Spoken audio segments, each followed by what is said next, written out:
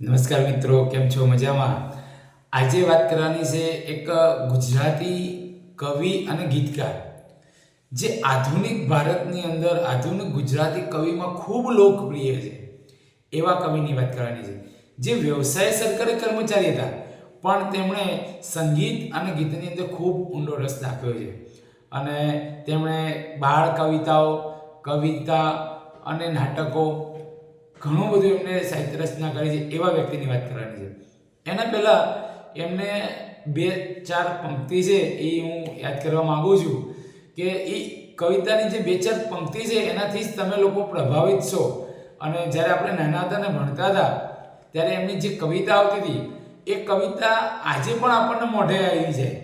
જો ખાલી એને હું યાદ કરાવું તો એ હું આપણા આ વિડીયોના અંતમાં તમને કહીશ કે જે તમે યાદ કરો ને તરત તમને એમ થાય વાહ વાહ વાહ, શું ખૂબ સુંદર એ કવિતા હતી અને મજાની કવિતા હતી. પણ એને પહેલાં એમની જે કાવ્ય સંગ્રહ છે એમાંથી બે ચાર પંક્તિઓ છે અને એક ગીત છે, જે ગીતની પંક્તિ સાંભળીને તમે આનંદ થઈ જાઓ અને ખૂબ જ સુંદર છે. વાત કરું કે એમના કાવ્ય સંગ્રહની એક પંક્તિ નાનકડી ઝલક આપવા માંગુ છું કે તારે વૈભવ રંગમોલ, તારે વૈભવ રંગમોલ, સોનું ને ચાકર ધાડું, મારે ફળીએ ચકલી બેસે તો મારું રજવાડું. આવી એની રચના છે. બીજી એક રચના છે કે સુંદર છે.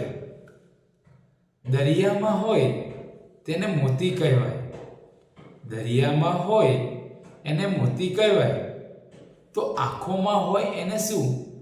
અમે પૂછ્યું, લે બોલ હવે તું.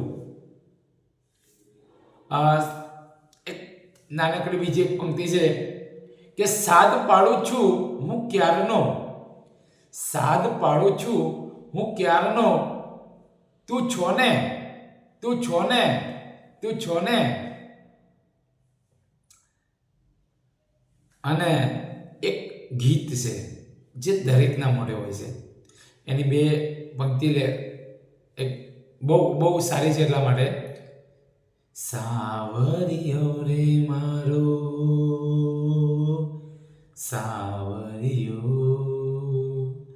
હું તો કોબો માંગુ ને દઈ દે દરિયો. આ કવિતાને જેની રચના કરી છે, ગીતની રચના કરી છે, એવા રમેશ પારેખની વાત કરવાની છે. તો ચાલો મિત્રો જાણીએ રમેશ પારેખ વિશે ટૂંકો પરિચય. તો આ રમેશ પારેખ છે, એમનો જન્મ 27 નવેમ્બર 1940ના રોજ અમરેલીમાં થયો હતો. તેમના પિતાનું નામ મોહનલાલ અને માતાનું નામ નર્મદાબહેન હતું. તેમણે જ્યારે પ્રાથમિક અભ્યાસ ચાલુ હતો ત્યારે અભ્યાસ દરમિયાન જ તેમની એક વાર્તા પ્રગટ થઈ હતી. અને એ વાર્તા ત્યાંથી પ્રગટ થઈ જેમાં પ્રેતની કહાની એ વાર્તાનું નામ હોય છે. ત્યાર પછી તો તેઓ એમએસસી પ્રથમ વર્ગમાં પૂર્ણ કરે છે અને પછી વાર્તાઓ લખવાનું શરૂ કરે છે. તેઓ વાર્તાઓ લખતા હતા એ સમય દરમિયાન પછી આગળ જતા તેમણે 2-4 વર્ષ પછી તેઓ અમરેલી જિલ્લા પંચાયતમાં જોડાય છે. અને અમરેલી જિલ્લા પંચાયતમાં જોડાયા પછી તેમણે કવિતાઓ લખવાની શરૂ કરી. એમનો કવિતા લખવાની ખૂબ શરૂઆત થઈ ગઈ હતી, પણ જ્યારે એમની અનિલ જોશી સાથે મુલાકાત થાય છે ત્યારે ખરી શરૂઆત એમને વધારે રસ જાગે છે અને એમનાથી પ્રેરણા મળે છે. તેમની કવિતાઓના કારણે તેમણે ખૂબ આગળ વધ્યા અને ત્યાર પછી તેઓ 1988ની અંદર નિવૃત્ત થાય છે. અને નિવૃત્ત થયા પછી પોતે અમરેલીથી રાજકોટ સ્થાયી થાય છે. એમના સાહિત્ય સર્જનની વાત કરીએ તો એમના સાહિત્ય સર્જનની અંદર તેમના કાવ્ય સંગ્રહ છે. તો એ કાવ્ય સંગ્રહમાં બે કાવ્ય સંગ્રહની વાત કરીએ. એમાં એક કાવ્ય સંગ્રહ છે ખડિંગ. ખડિંગ નામનો કાવ્ય સંગ્રહ તો ખૂબ જ પ્રચલિત થયો છે અને એણે એમના અનેક પુરસ્કારો અપાવ્યા છે. એ સિવાય તેમના કાવ્ય સંગ્રહ છે ક્યા, જેની ખૂબ પ્રશંસા થઈ. અને સાથે સાથે એમણે બાળ નાટકોની પણ રચના કરી છે અને ત્રિનાટકોની રચના કરી છે. ત્રિનાટકોમાં એમનું એક છે કે જેમાં શક પણ એક ઉખાણું, આ પણ એક એમની ત્રિનાટકમાંનું એક છે. આ સિવાય તેમણે જે બધી કવિતાઓ લખી છે એ બધી કવિતાઓ 6 અક્ષરનું નામ આ કાવ્ય સંગ્રહની અંદર એમની તમામ કવિતાઓ આવી જાય છે, જે એક વખત આપણે સૌએ વાંચવા જેવી છે. એમણે બાળ સાહિત્યમાં પણ ખૂબ એવું સારું પ્રદાન કર્યું છે અને ખૂબ સાહિત્ય લખ્યું છે.